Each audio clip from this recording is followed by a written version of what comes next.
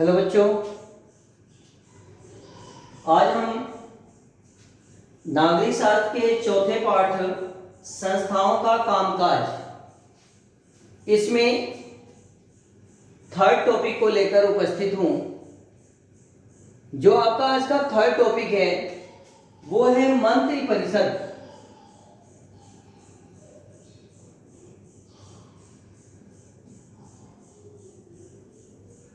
मंत्रि परिषद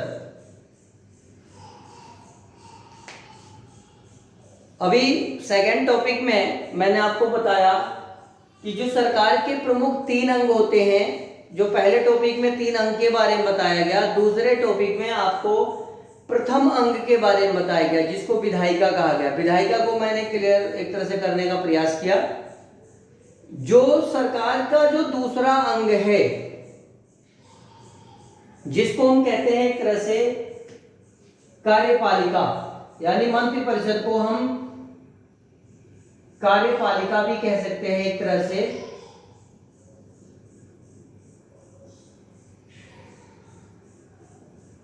मंत्रि परिषद जो होती है वो कार्यपालिका के प्रति ही उत्तरदायी होती है। अब इस मंत्रि परिषद का निर्माण किसको किसको मिलाकर होता है, तो एक आपके मेन जो होते हैं प्रधानमंत्री,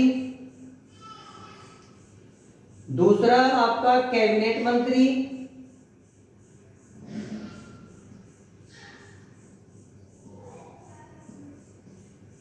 और तीसरे में जो है आपके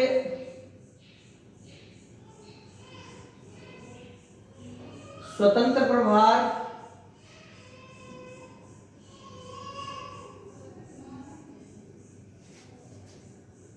और तीसरे हैं आपके राज्य मंत्री।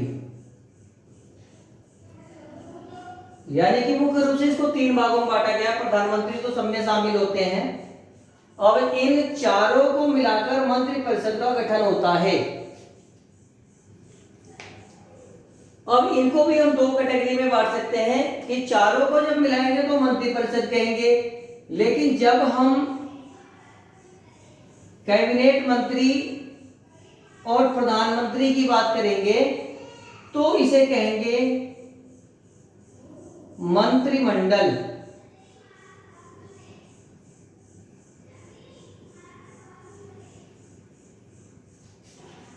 इस तरह से मंत्रि परिषद जो है कार्यपालिका का एक प्रारूप है कि किस तरह से कार्यपालिका इस मंत्रि परिषद के माध्यम से कार्य करती है।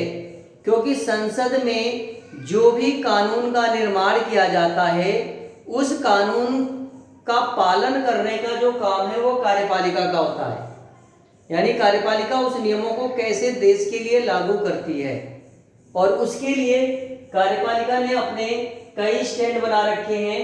प्रधानमंत्री, कैबिनेट मंत्री, स्वतंत्र प्रभार और राज्य मंत्री, जिसका प्रमुख जो होते हैं वो प्रधानमंत्री, यानी इस पूरे मंत्रि परिषद का जो प्रमुख है वो है प्रधानमंत्री। देश के जो प्रमुख फैसले होते हैं उसमें प्रमुख फैसले जो किए जाते हैं वो मुख्य रूप से कैबिनेट मंत्री और प्रधानमंत्री यानी मंत्रिमंडल द्वारा किए जाते हैं। विशेष परिस्थिति में मंत्रि परिषद की बैठक की जाती है, नहीं तो अधिकांश काम मंत्रिमंडल के द्वारा ही हो जाता है। जब कोई विशेष इशू की बात आती है या राष्ट्रपति जब सभी प्रकार के दलों के साथ एक साथ या मंत्रि परिषद के साथ बैठते हैं तब जाकर एक तरह से मंत्रि परिषद की बैठक होती है। अब सवाल ये पैदा होता है कि इसमें चूंकि प्रधानमंत्री सबसे प्रमुख है तो आज हम उसके प्रधानमंत्री के कार्य और अधिकार के बारे में जानेंगे कि प्रधानमंत्री की क्या क्या शक्तियां हैं। तो इसमें सबसे पहले जो शक्ति है वो है कि प्रधानमंत्री वास्तविक प्रधान है।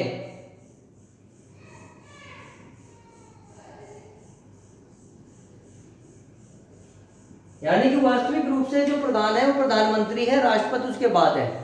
जबकि संवैधानिक प्रधान के रूप में देखा जाए, संविधान के अनुसार देखा जाए तो प्रधानमंत्री सबसे बड़े होते हैं, राष्ट्रपति सबसे बड़े होते हैं। लेकिन ऐसा हमें महसूस नहीं होता, दिखता नहीं है, क्योंकि कार्य करते हुए प्रधानमंत्री दिखाई देते हैं। दूसरा जो होता है ये राष्ट्रपति और मंत्रिपरिषद के बीच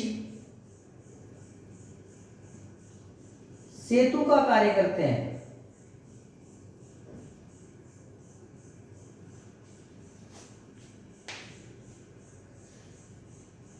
तीसरा वर्ग है इसमें मंत्रिपरिषद का गठन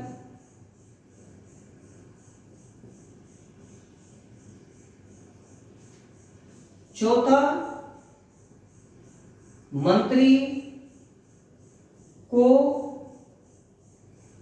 बर्खास्त करने की शक्ति।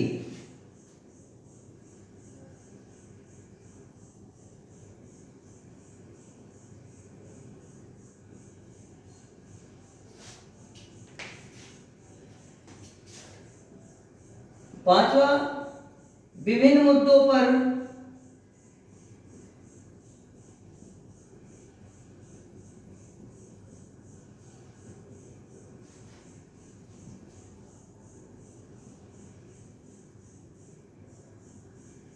राष्ट्रपति को सलाह देने की शक्ति।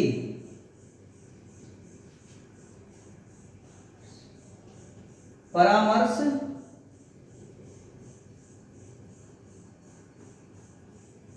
देने की शक्ति।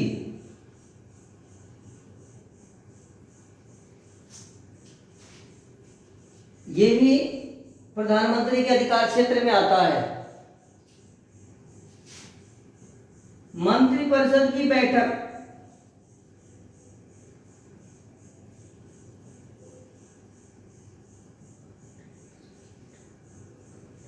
मंत्रिपरिषद की बैठक